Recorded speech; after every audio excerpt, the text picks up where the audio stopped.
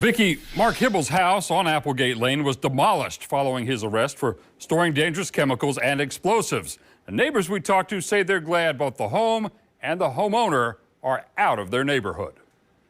I'm really glad that it's over and we get to move on with their lives, and he gets the help that he definitely needs. Jasmine Perez is talking about her former neighbor, Mark Hibble, charged with hoarding explosives in his Highview home more than a year ago.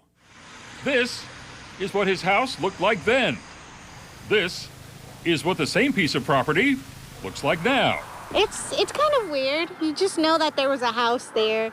I was actually thinking about that the other day. I was like, wow, they really just filled up that, because he had a basement, he just filled that up, and that was it.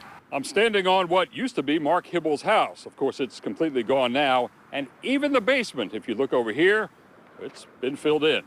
I'm glad they're doing something about it, but personally, I think it should be just put someplace where they keep out and never let him out any place. Roger Richardson has lived in his Highview home since 1972.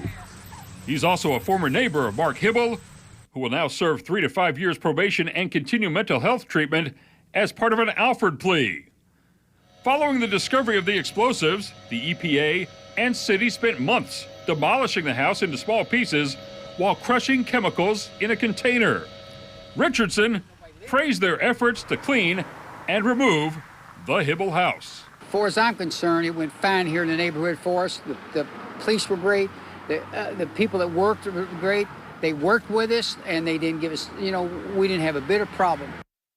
As you might remember, Hibble was also squatting in a house next door. That home did not have to be torn down. I talked to the current resident off camera this evening. He tells me before moving in, he and his wife received paperwork from the city and the EPA showing his home is free of any chemical danger. Reporting live in studio, Randall Cam, WOKY News.